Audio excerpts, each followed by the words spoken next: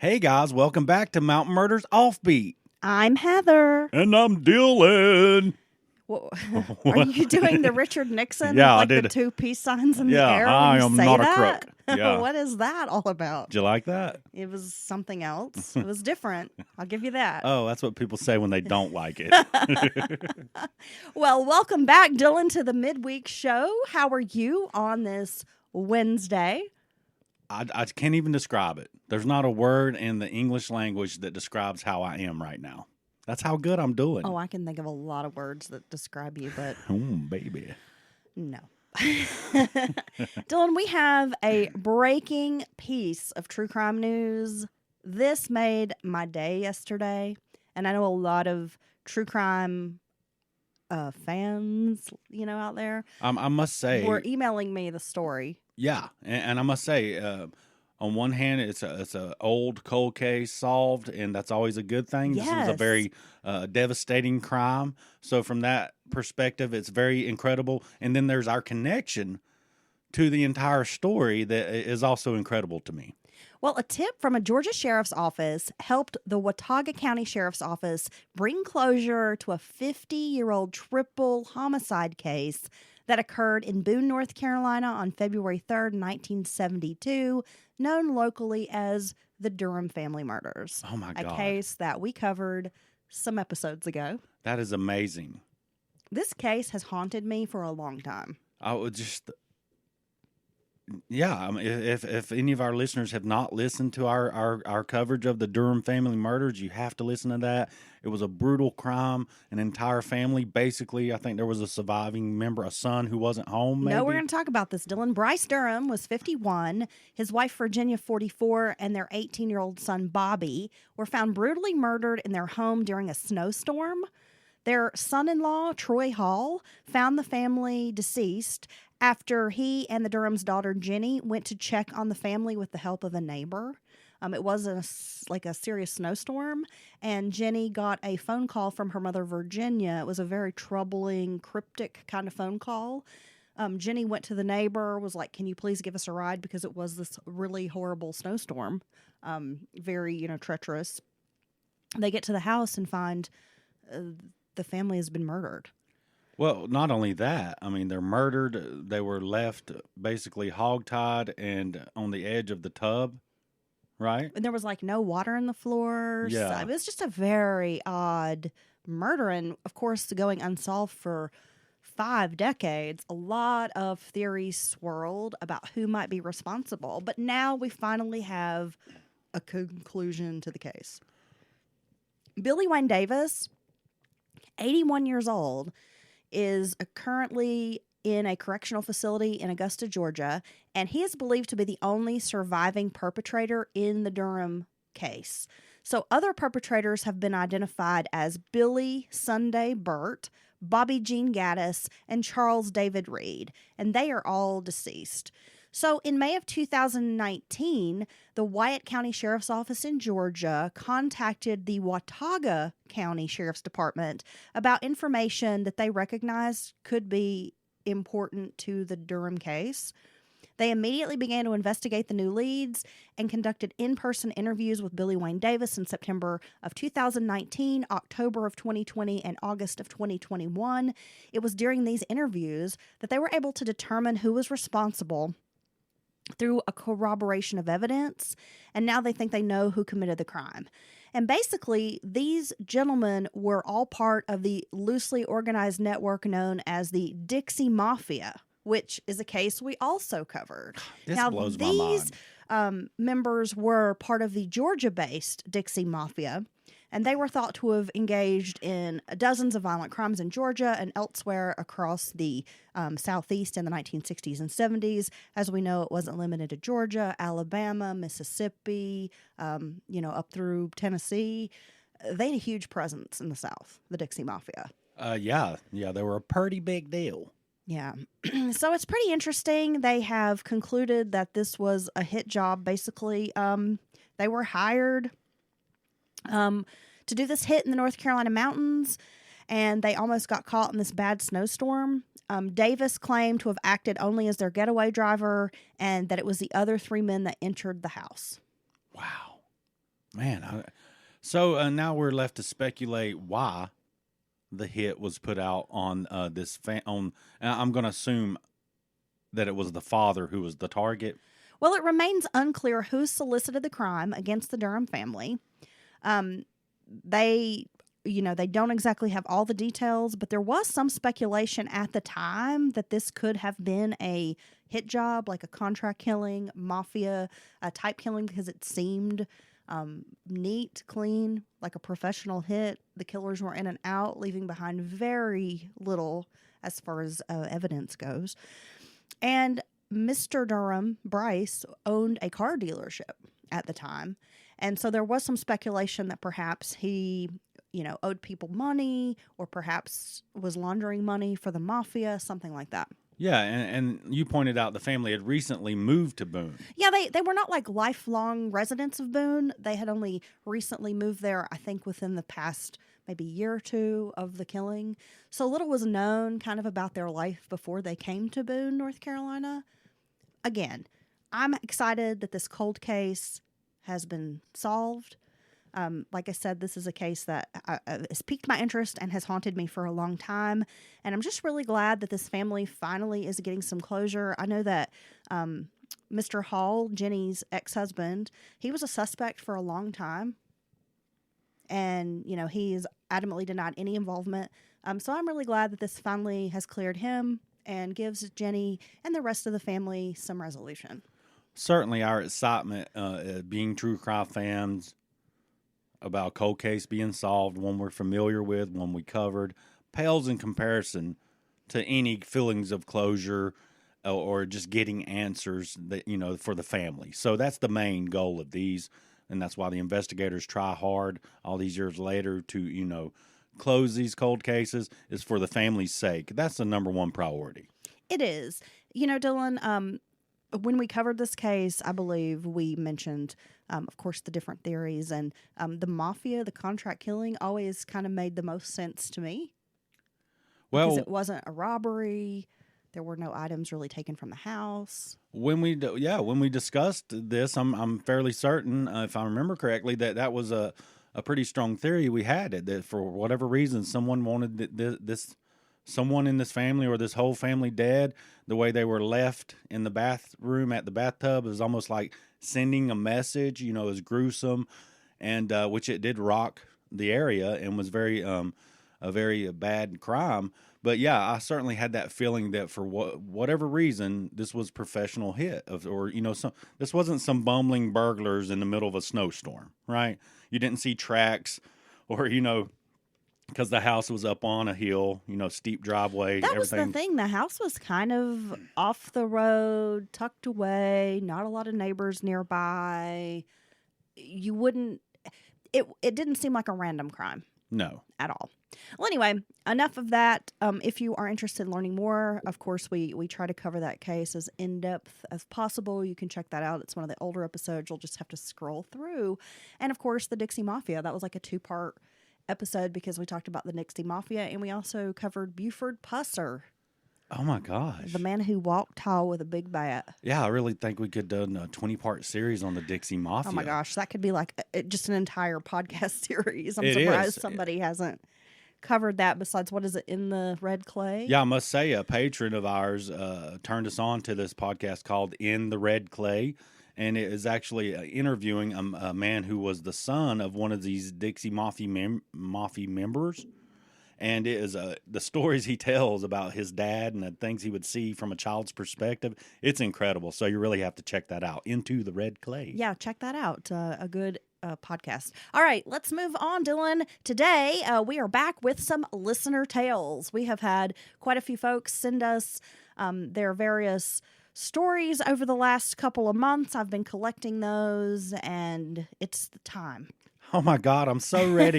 I'm so ready for a listener stories episode. I know, we haven't had one in a while. Oh my gosh. I can't remember the last time we did a listener story. Was it November, December? It's been a bit. I'm tingling over here. Are you ready, Dylan? Let's go. Okay. Hi, you two. Oh, Hello. hey. I've recently begun listening to your podcast at the suggestion of my daughter, and I love it. I find myself listening all the time and especially enjoy the local stories. I've gone back through a number of previous episodes, including the listener stories. I think I have a good one for you. It's a little creepy and one of those that wasn't funny at the time, but was maybe a little bit later on stories. This happened to my aunt in the late 1980s, so here it is. My aunt was living in a townhouse community following the death of her husband and a recent bout with breast cancer. She lived in Virginia Beach, which is, of course, home to a large military community. The back side of her building faced a service road and a thick wooded area, so it was quite secluded. Each townhouse had a small patio off the living room with a sliding glass door on the back side of the building. Okay, I'm envisioning this apartment building, this townhouse community. That sounds like a lot of townhouses with a little patio, kind of off the living room, sliding glass door. Oh, yeah. I've lived in an apartment. It sounds exactly like this. It's the basic design for a townhouse. Totally. And this door had only that little metal rod on a chain that served as a lock for the door. Unfortunately, a couple of hard blows with your fist could dislodge that lock for anyone to gain access. Every evening, my aunt and her next-door neighbor took the other lady's dog for a walk just before dark. This particular evening, my aunt returned home and spent the rest of the evening watching TV until it was time for The Tonight Show. She then went upstairs to her bedroom, changed into her jammies, gathered supplies for a manicure, and went back downstairs to watch Carson. Now, there was a bright moon that night, so she didn't turn on any lights while she was upstairs. After her late night shows were over, she returned to her bedroom. Again, she did not turn on any lights, but walked around to her side of the bed. And when she stepped around the corner of the bed, she tripped over something and fell. Immediately, she realized that she had tripped over someone, and one is in all caps. Oh, my God. She began to fight and beg for him not to hurt her as they wrestled on the floor. Eventually, he told her if she would just shut up, he would leave and would not hurt her. We can be a little loud in my family. I understand that. He said that he was there on a dare and that she should stay on the floor and not turn on any lights until he was gone. Women in my family also have a little difficulty following directions sometimes. So as he ran out of the bedroom and started down the stairs, my aunt ran to the top of the stairs and turned on the lights. That's when she saw a naked man exit out towards the back of her townhouse and the sliding door. She immediately ran out of the front to her next door neighbors and called 911. The police brought in dogs, and once they had a scent from her bedroom floor, they ran out the back door and down the service road to a group of dumpsters where they just tore up the ground. Apparently, this was where his clothes had been left. Back at the townhouse, one of the detectives asked my aunt if she could give a description of the man. Her response was, quote, "One hairy ass is about the same as the next one." That's great. Their thoughts were that this was most likely a sailor and thus the reason for no clothes. Well, as a former sailor, I can say, pretty solid theory. So do you think his drunk buddies dared him to take his clothes off and go in this apartment? I'm just saying that I've been around a lot of sailors and Marines, and this would not surprise me one bit if this were the case. So on one hand, it could be some stupid prank that's totally inappropriate and scared the shit out of her. On the other hand, it could have been some deviant who she raised so much hell just decided it was easier to leave. There was a strong smell of alcohol in the room, so he probably had gotten drunk, been dropped off there by some buddies, and went upstairs to wait and passed out. So he had been there since approximately 9 p.m. while my aunt was out walking until she went upstairs at 2 a.m. Of course, the man was never found. She later got a 2x4 cut to fit in the sliding door to prevent it from being opened. Fortunately, she was unharmed, but was definitely affected by the experience. Sadly, my aunt continued to live in this place, but never slept upstairs again. She slept in a recliner in the living room as long as she lived there. Oh my gosh. And this is signed Elaine. So this, even though looking back, is kind of funny, and I do love the aunt's response about the hairy ass. It traumatized This her. obviously was very upsetting and scary. Well, yeah. I mean, we can laugh about it, after or now, or a stranger hearing the story. It has funny elements. Mostly her aunt was funny. But, yeah, it definitely traumatized her and left a mark on her. Well, so that's not okay. I'd never want to find a naked man under my bed. No, the fact I that probably don't even want to find a naked man in my bed, Dylan. Just saying. well, that's why I always sleep fully clothed. Yeah. It's not true, is it? Are you ready to go on to the next story, Dylan? Yes. Thank you, Elaine. Thank you for that story. And I'm sorry that your aunt, I just say aunt. I don't say aunt. I'm sorry your aunt had to deal with that. For real. Our next story, Dylan. When I was a kid, my grandparents, like a lot of Southern grandparents, were full of great stories, including a few ghostly tales. You know, that is the one thing that I do remember about my great-grandma specifically, is that she would tell me these really awesome ghost stories, like local ghost stories when I was growing up. So, like, if I had a sick day from school, I'd always be like, ooh, tell me the blah, blah, blah story. And Well, yeah. Yeah. I think as a generation, they tended to be a bit more superstitious and believe more in legends and ghosts. yeah, I think she did, definitely. So we know this is going to be a good one because this is a story from my grandmother. So, okay, going to be a good story. When she was a young woman, she had an unusual experience after a family friend had passed away in the East Tennessee mountains. As was customary, the casket and body were placed in the family's home so that friends and relatives could visit and pay their respects. The casket was on display in the back room of a small house, and most of the well-wishers had said their goodbyes and headed home for the night. My grandmother and her family lived only a few doors down, so they had stayed on to help clean dishes and put away chairs as the numerous pictures and mementos that had been hauled out as the various well-wishers had stopped by. Late in the evening, with the still summer air hanging heavy in the house, my grandmother and the rest of the family found themselves sitting quietly in the living room. The silence was interrupted by a sharp, creaking sound coming from the back room. They all realized that they were hearing the sound of the casket slowly opening. No.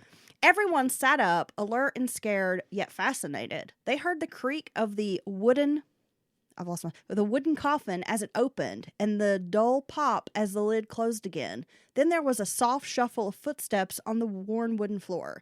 And then last, the sharp metallic creak of the spring on the back screen door as it opened and then slammed shut.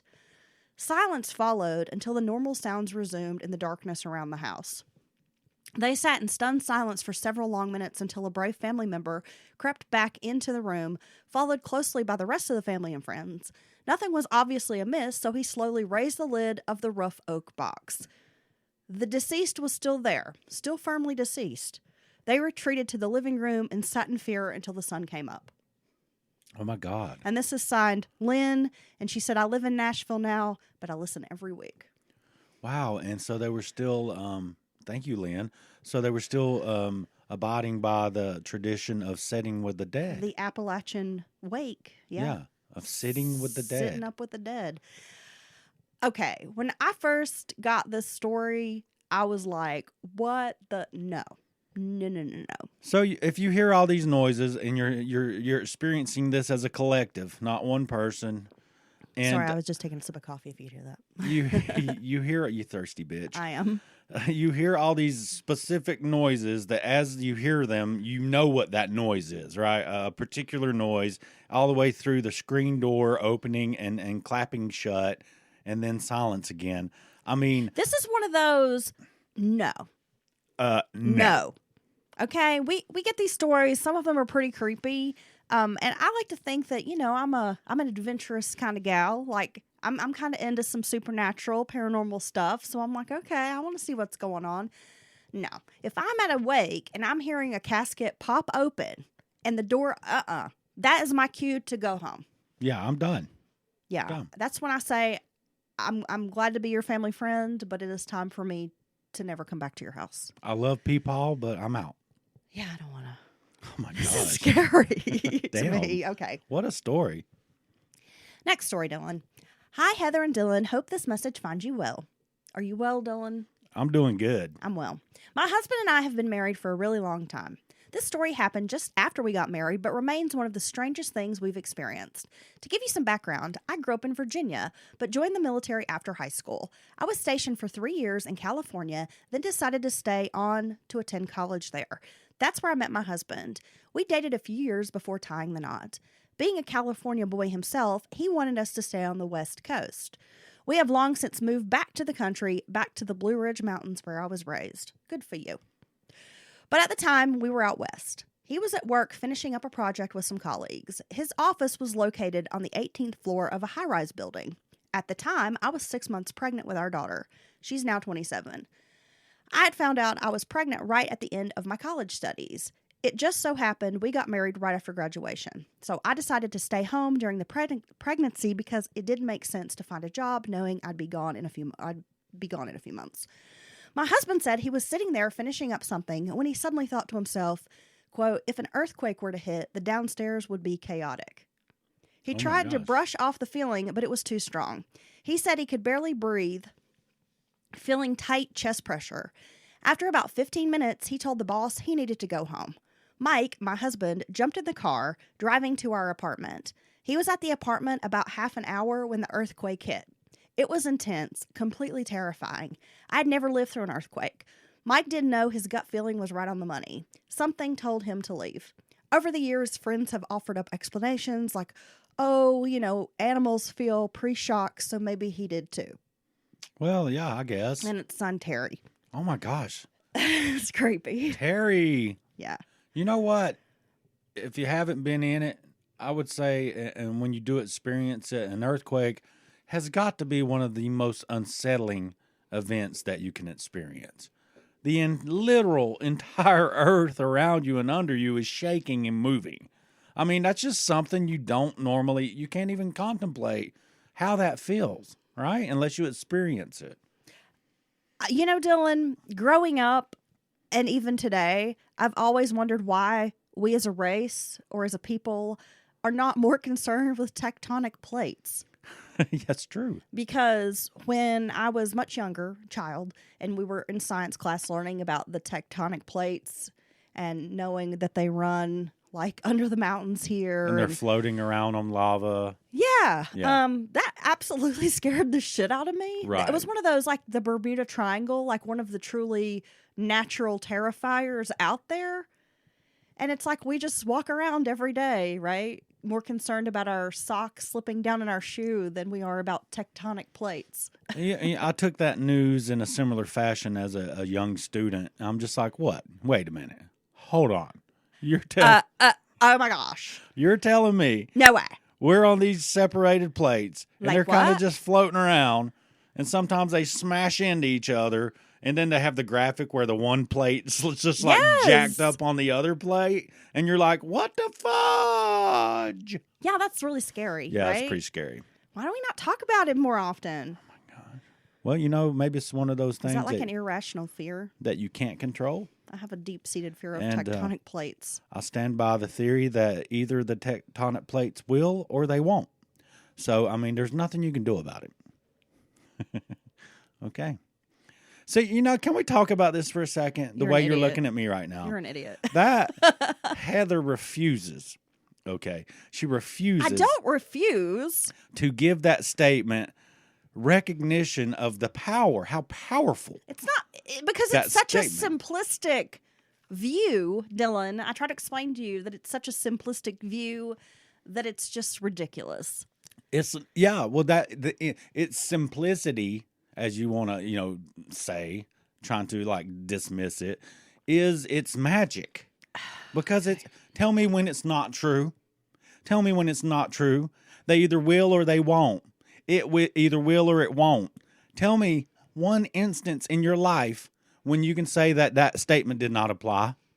Well, I know that 99% of the time that statement, it won't, applies to you. Like, hey, Dylan, can you hang these pictures? It won't happen. Hey, Dylan, can you stop leaving your clothes around the house? Oh, okay. This couch is not your closet. I don't know why you have a pair of pants here. Wow. Yeah. Oh, it won't. No, I see. Hey, Dylan, can you pick up after yourself? It won't. So, yeah, I would say, yeah, it totally makes sense. So what you're doing is what the power structure does when someone rises up and becomes powerful and they can't control them anymore. You attack my character and you try to dismantle me and just turn me into a monster. Okay, Joe Rogan. Joe Rogan. So no one will listen to what I'm saying. Okay, Joe. And then when people say, where's that $100 million Spotify deal, huh?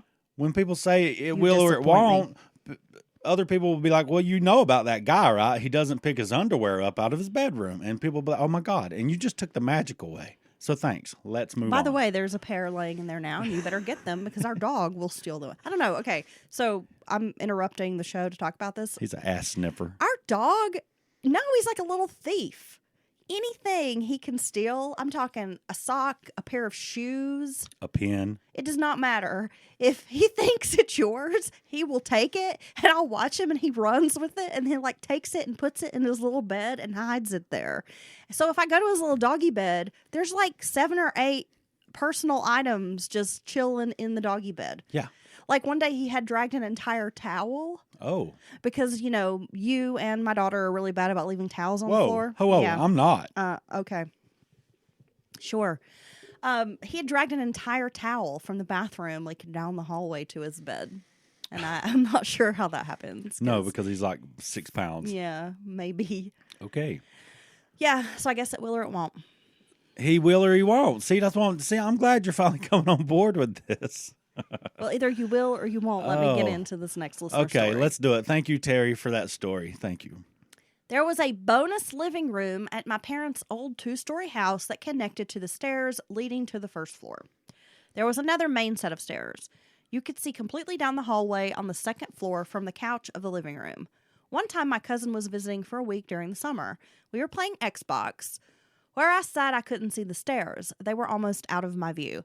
At the top of the stairs is a doorway on the left for a bathroom, then the bonus room. Then down the hallway around a corner is the front set of stairs. Okay. My brain doesn't work. I would need to draw a map.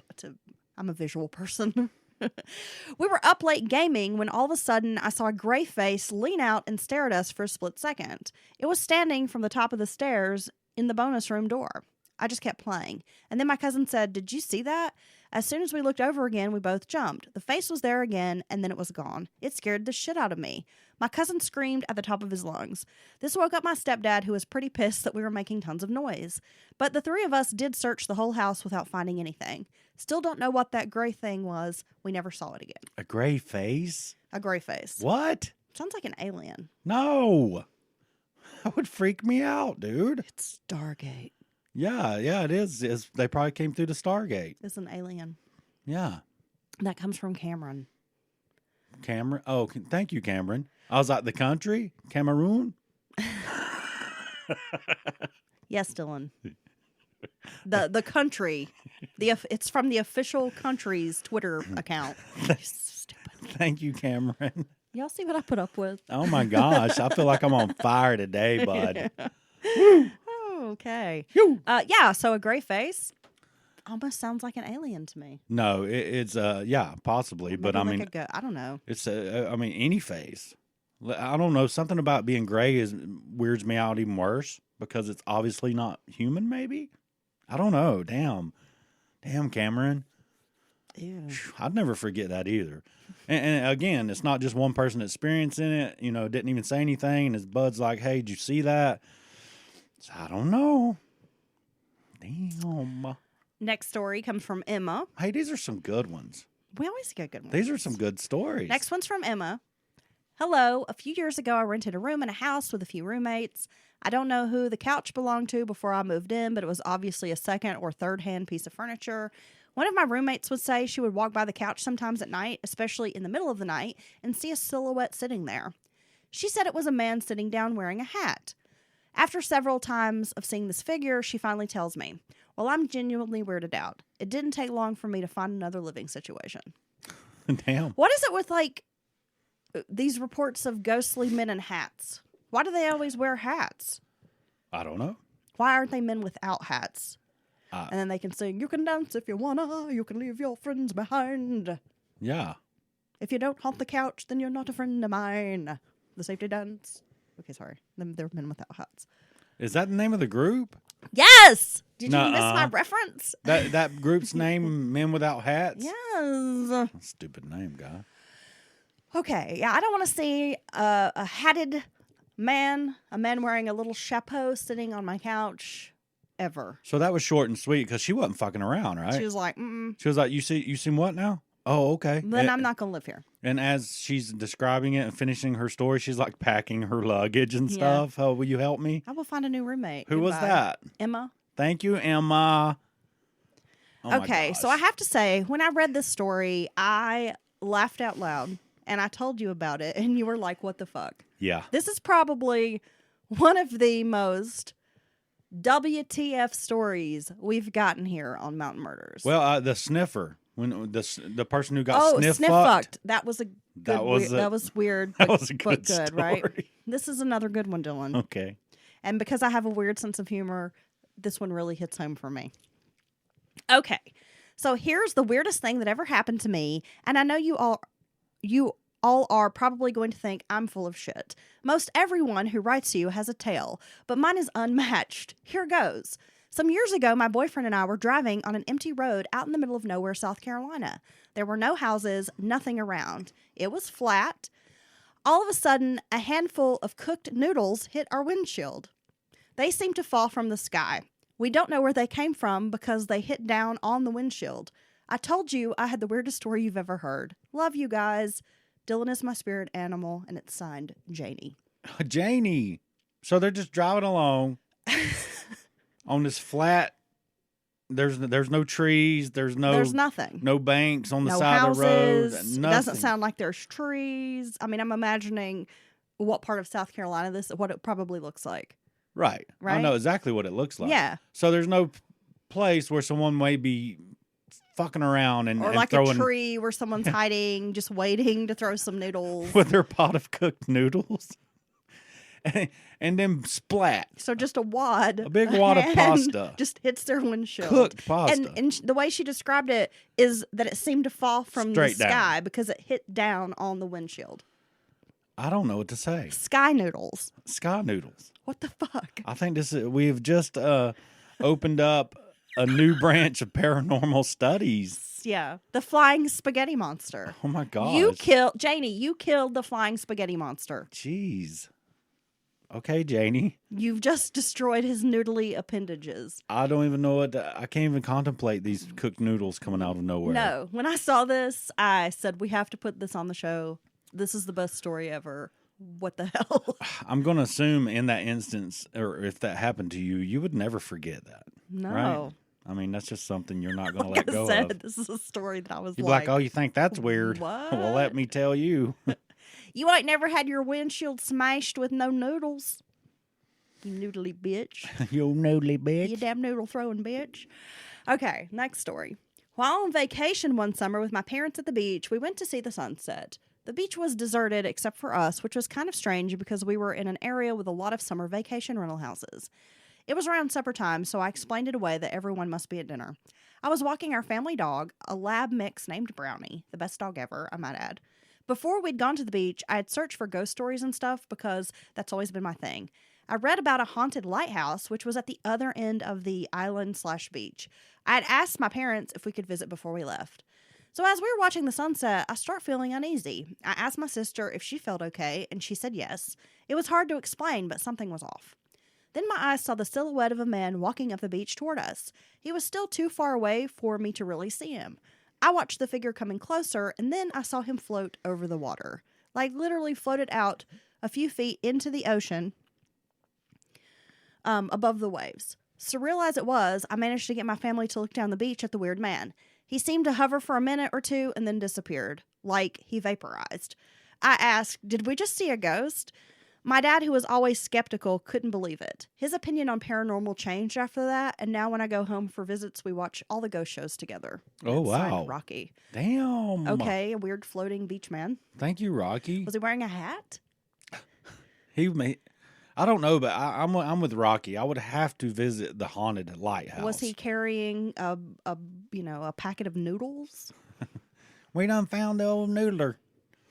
No, but a haunted lighthouse, for some reason, the energy around lighthouses, anytime I've been near a historic history. one, maybe it's just They've seen a lot. because they're so old and They've seen some things, them and- lighthouses. well, it always has a solemn feel, or like a maybe it's the solitude, the energy of the person who keeps Like the lighthouse. The lighthouse keeper or something. Yeah, because they typically would have either them and their family, or maybe them and a helper, which was common, and that would be it. And they're always in a very rather, especially back then, desolate area that is very hard to get to.